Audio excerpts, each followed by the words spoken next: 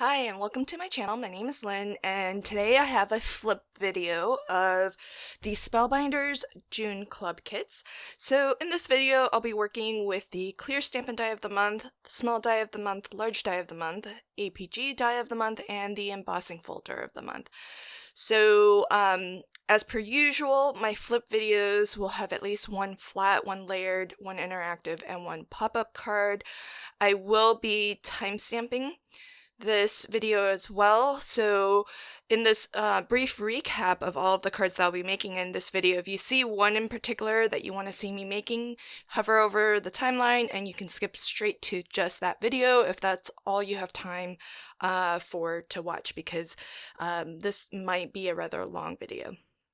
Okay, so diving into my flat card, I'm starting off with a card base, a US A2 size card base, so that's 4 1/4 by 5 1/2. And it's really rare for me to create a strictly one layer card, because my definition of a flat card is your card base plus at most one additional layer of cardstock or paper and relatively flat embellishment. So nothing too dimensional, but sequins and confetti would be okay. So this card though was sort of well on its way to being a single layer card, because I'm stamping directly onto the card base here, and I even stamped out my sentiment first so that I can work the paisley pattern around the sentiment.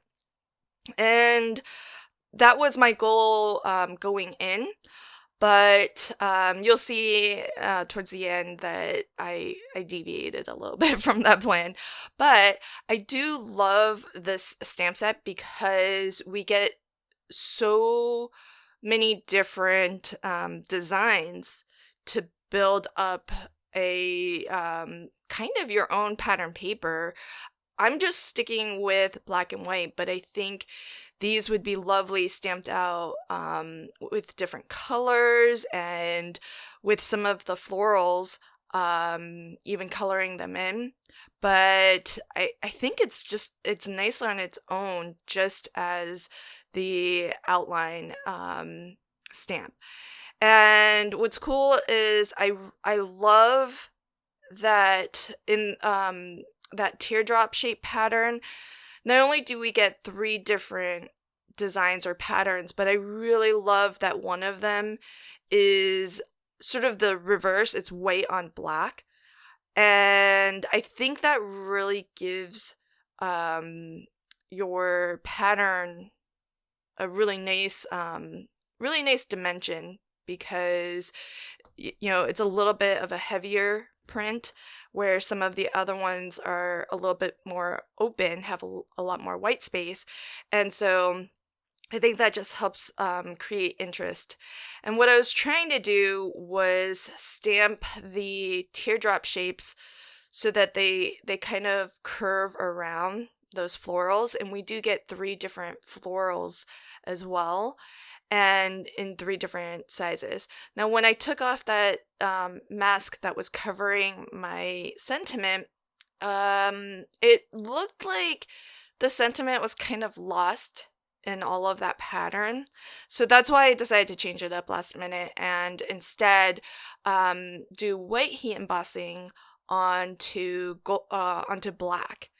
And so still keeping it monochromatic, just black and white, but inverting it so that the sentiment actually pops up or pops out from the design a lot more. And also I tried to intentionally stamp off of the edges. That way the pattern feels like it's part of a larger design and has been cut down. And so that often makes your kind of your patterns, your background patterns, feel a little bit more organic and not confined to the borders of the card. And so I did try to do that as much as I could, just to keep it looking organic. And so it's just this little bit of cardstock here that keeps this from being a completely, single layer card, but still well within my definition of a flat card. I really love how this turned out, and I'm curious to try it with different colors as well, not just with black and white. So here's a final look at my first card. Really love all of the pattern in this. This card is also going to be a flat card, so it's actually kind of rare also for me to have multiple flat cards because, truth be told, it's kind of the hardest one to design for me. I feel like for me, my mind naturally, I have a natural inclination towards kinetic cards, interactive pop-up cards, and so generally that's where my brainstorming starts, and usually the flat card is the last card I make, and the last one that I have ideas for, because it just doesn't come very naturally to me. But that wasn't the case with this month's club sets, because that paisley pattern one was the first thing I thought to do. And then this is another one that I was probably the second or third idea that I had for this month's club kits. So this is the small die of the month, which is awesome because there are a lot of different border pattern dies that you can use. So the patterns themselves do cut, and you'll see it in a moment when I die cut this purple piece here. It does have the outside cutting edge, so it will cut out an entire piece here, and not just cut into your card. You're gonna actually have a full die cut piece, but each border pattern like this also has separate outline dies. And what you saw me do earlier was I die cut using the outline die to create a shaped border, and I cut that right into my card base. But what I also did was I lined up the border pattern so that essentially I was just cutting out a chunk from that from my card base. So I have the bottom portion of my card base here, and in between the two where I plan to put that border strip, I've put heavyweight acetate. So this is construction weight acetate. It's nice and strong and will stand up, so that it actually adds some strength and stability back to the card front. So it's not my flimsier sort of thinner acetate that I would normally use for shaker cards, for example. This stuff is nice. It will stand up. And right where that acetate is, I'm going to place my my die cut border piece here. And I love the effect of this, of having that sort of see-through section of your card front, and it just seems like that's just floating. And what would be even neater maybe is to put maybe a different colored cardstock on the inside of the card. You could do that so that color shows through. But I rather like the clean and simple look of just the two colors. And I think in particular because I had done the black and white card, it was a slow transition back into using color again, because I was looking to get a second color onto this card with the hello sentiment that came from the large die of the month. But at the end of the day, I wanted to just keep it purple and white, and keep the color palette really simple and the design really simple as well. And so this is really a nice large word die too, and I love the sort of brush lettering font for it. And of course, hello is such an easy sentiment to use, so you can really use this for any occasion or for no occasion at all. So really love that. And when I figure out, who I'm going to give this to and for what occasion, I can always stamp a sentiment on the inside of the card. There's still plenty of room where the card front is solid, so you don't have to necessarily give away anything by stamping behind where the acetate is. And probably when I sign it, I'm going to avoid signing where the acetate is too, just to keep that design nice and simple. So moving on to my layered card, and this is barely a layered card, but it still does break my rule of for flat cards. But this could easily also be a flat card design too, with some modification. But essentially what I've done is I took the dies from the large die of the month and die cut it out of some fun foam, which my foam actually happens to also have adhesive on the back, but I didn't peel off the paper backing because the adhesive is actually rather strong. I just used some temporary repositionable tape and taped it to my block that way. But one cool thing about the die set is that you get four different border designs to these sort of teardrop flower shape designs. And they all are designed so that the three different paisley designs can cut into that border a different design. And because the two dies are separate, you can actually create your own layered stamps by die cutting into foam. So this is just one of the outline dies, and that gives me the nice solid background in the lighter of the two colors that I plan to use. And then we also have three different designs for the details or the pattern, the paisley pattern within this teardrop shape. And so when I went to die cut that, I used you'll see it in a moment once I'm done stamping this, I combined the pattern die along with the straight outline die, which actually happens to be the same as the coordinating die that goes with the clear Stampin' Die of the Month.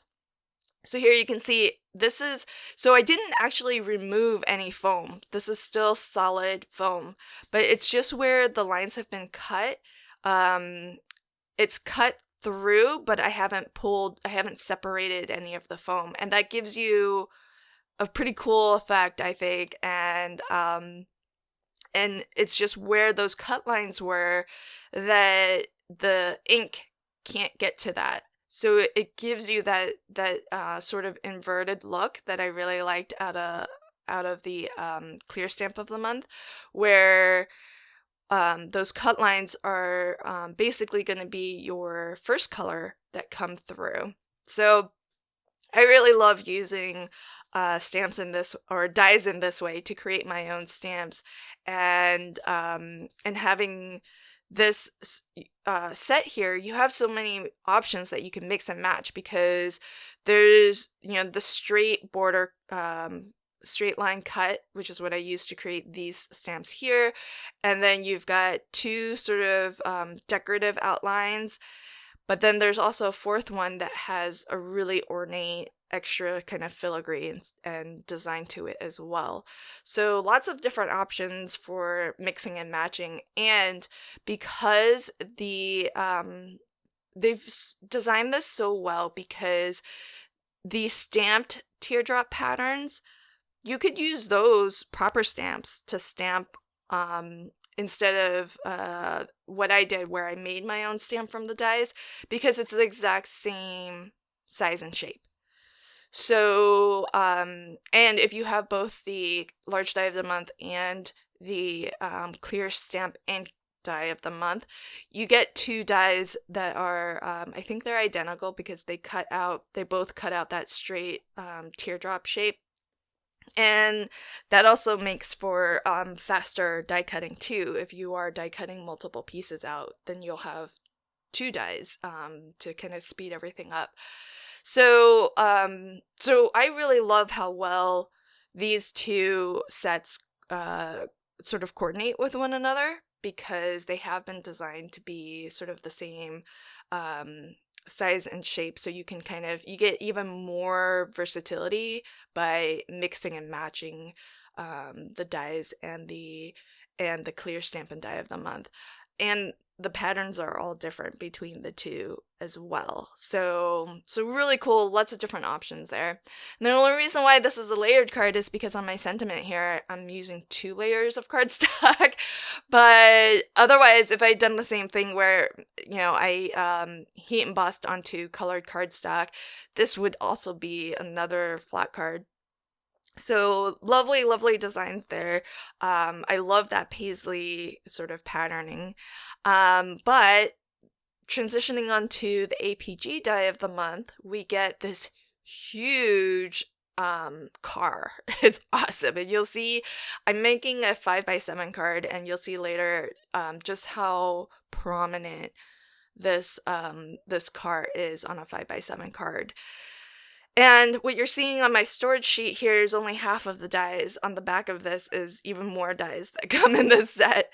So fantastic value for money, this one. And also, I'm not using it on this card, and you don't see it on my storage sheet here, but this die set also comes with people that you can put in your car.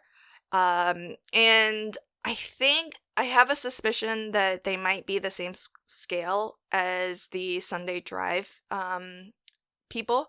So that'll be interesting to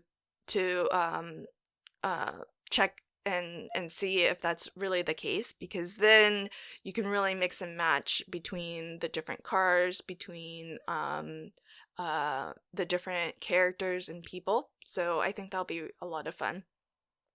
So what I'm doing is starting the assembly process of my car here, and I've done some partial die cutting on this one so that where there's mirrors, I'm using some iridescent mirror cardstock.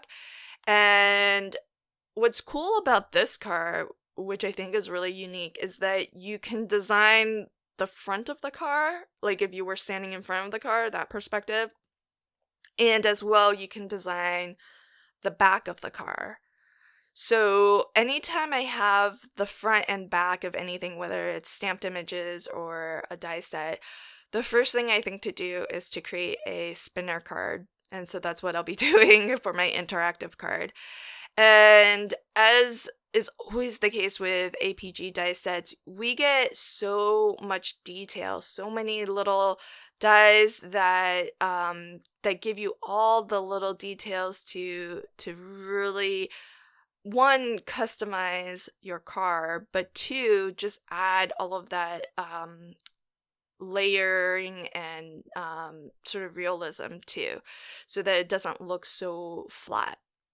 And I love that, there were some things that I did have to do partial die cutting to get different colored cardstock, like the side view mirrors there.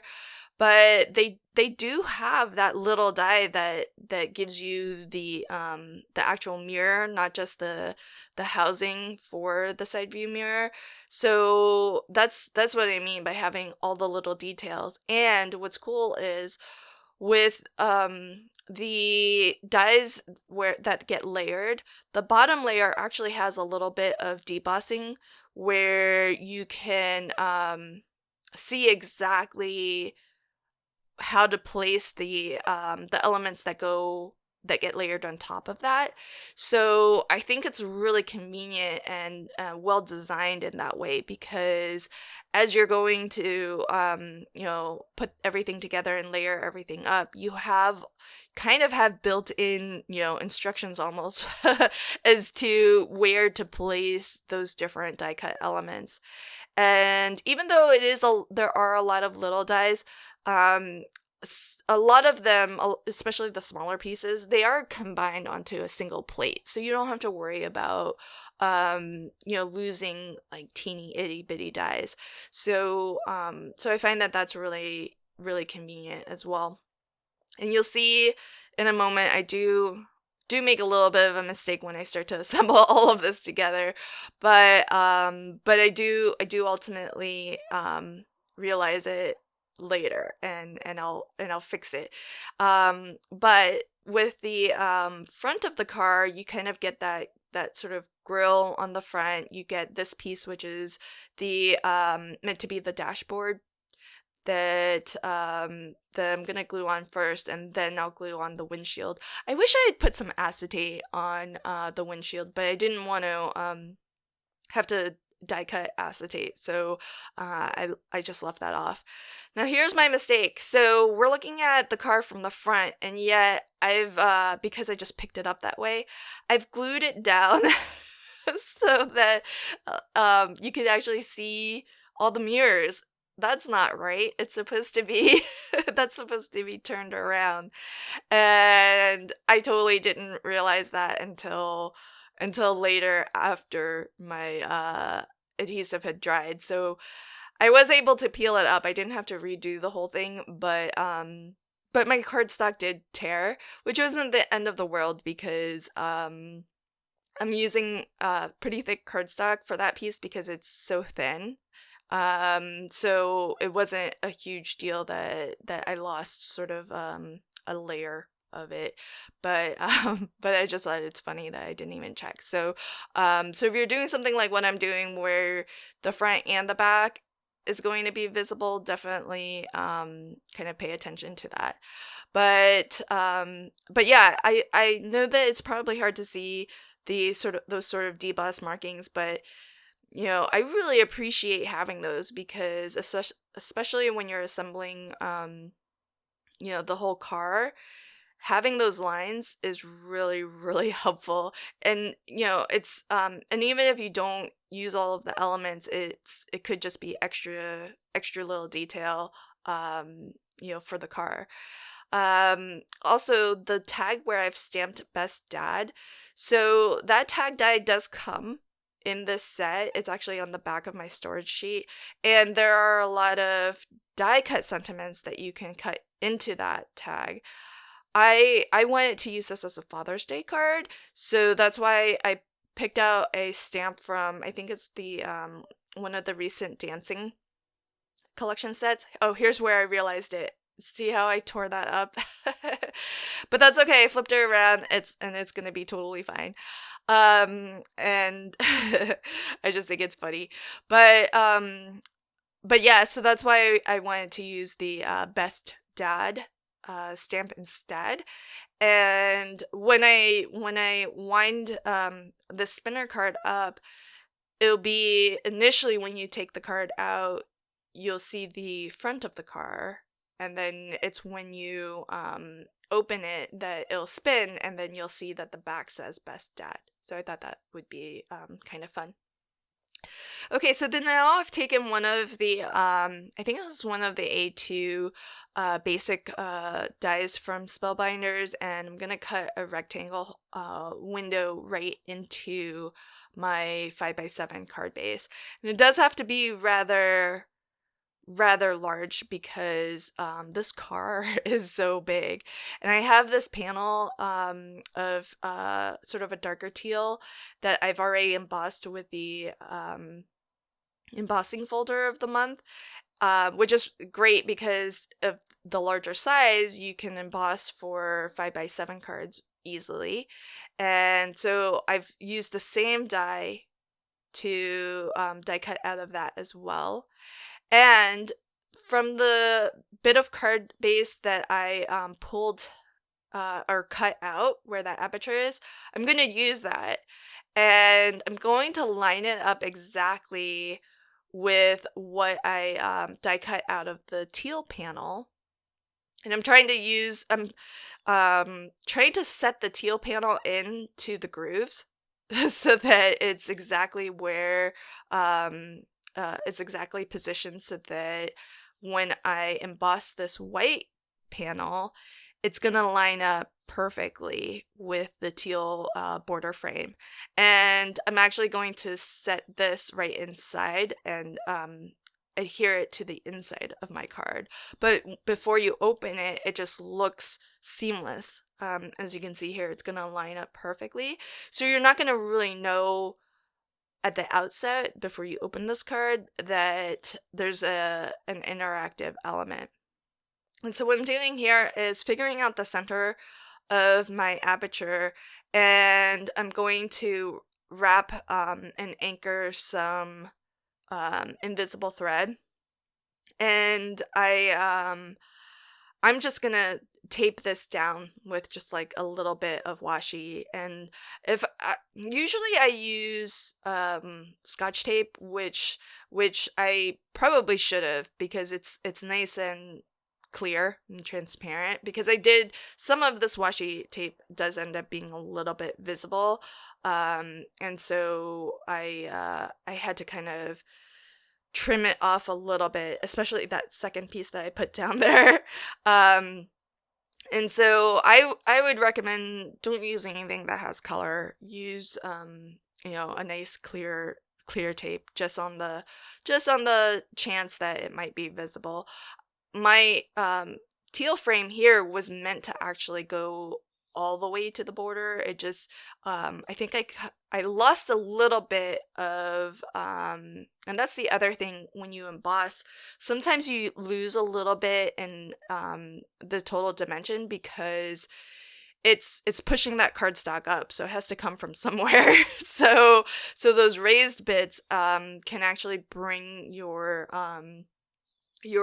panel in a little bit, and I think that's what happened here. And also I think my panel might have been cut smaller than my card base, because it was a pre-made card base, so I don't know if it actually started exactly at 5x7, but it's okay. In the end, I did actually trim off that little extra bit of white at the top, just to line it up a little bit better.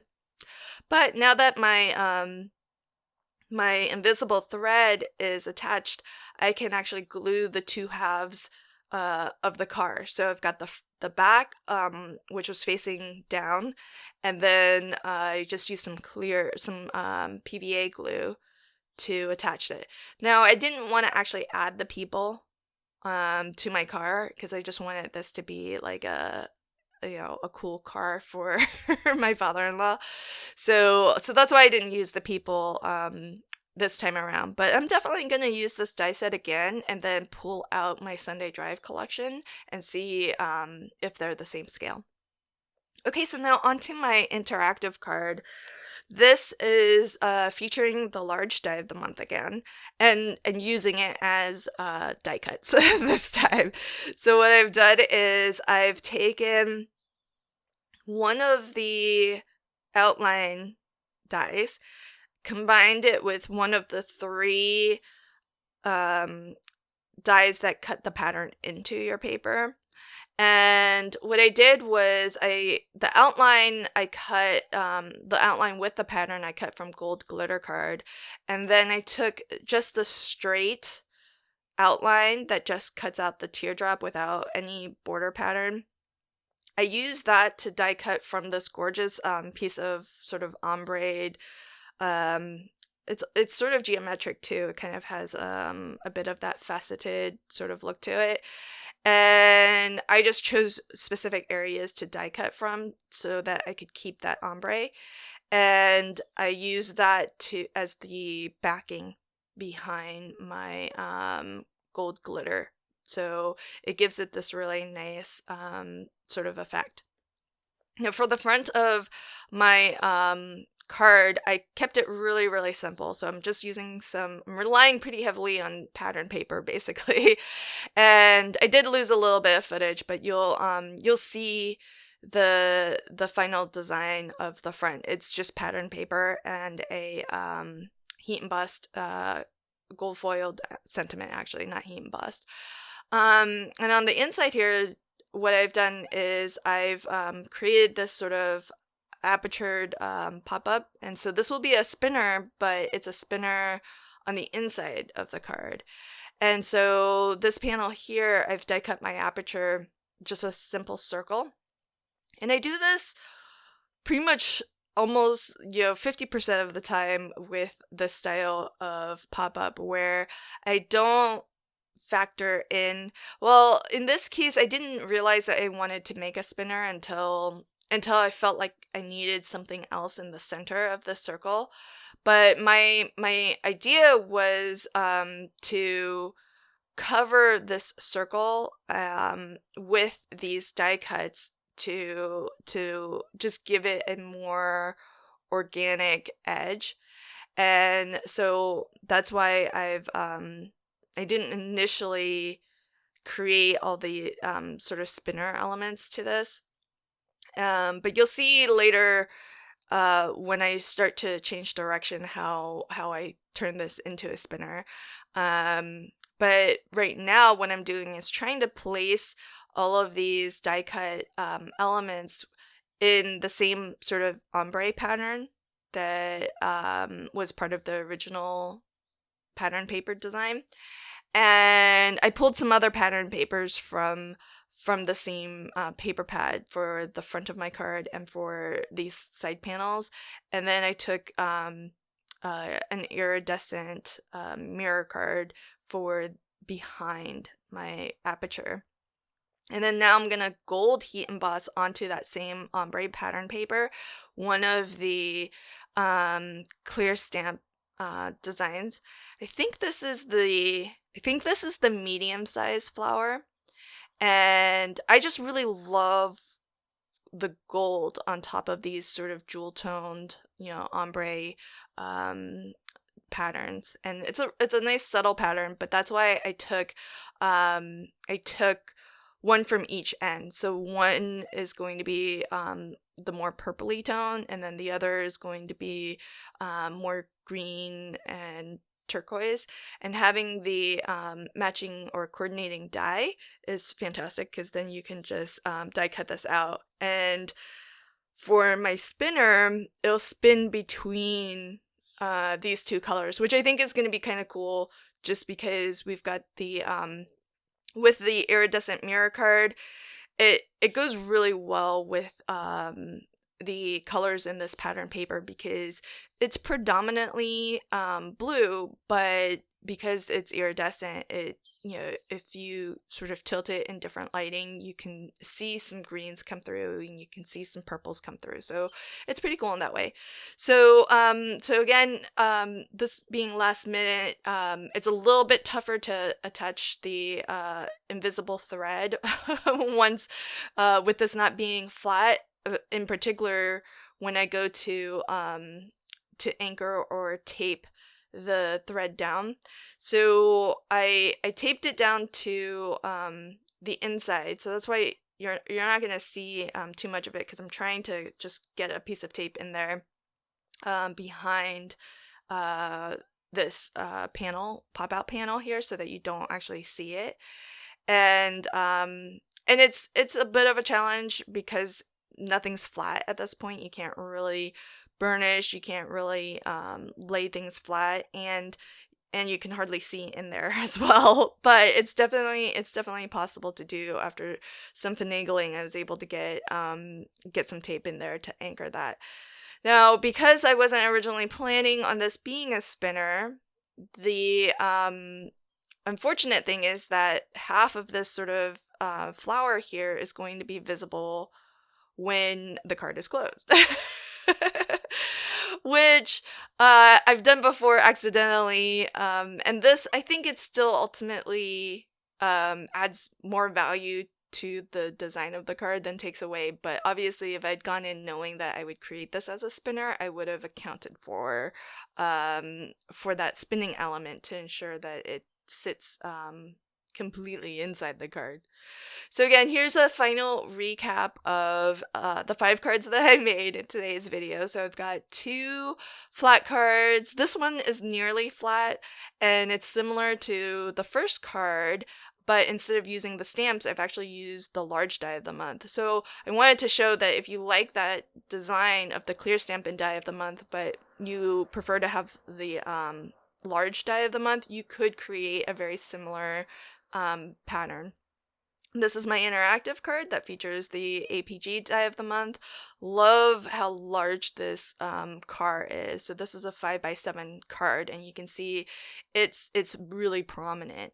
And the embossing folder of the month is very it's just geometric, so I think it's very universal in theme. So if you know people who aren't a big fan of flowers and cute characters and things like that, I think this really suits most everybody because it's just sort of geometrics. And this is my pop-up card. So I'm relying on a lot of pattern papers here, and on the inside is where you have that nice spinning element, but all of the beautiful paisley patterned die cuts. So lots of fun, and I love how well the stamp, even though it's really intricate, it heat embossed beautifully. I really hope that you enjoyed these cards that I've shared today. If you did, please consider liking, commenting, and sharing. And if you want to catch new videos as I post them, consider subscribing to my channel and ringing the notification bell. Thanks so much. Until next time, happy crafting and have a fantastic day. Bye.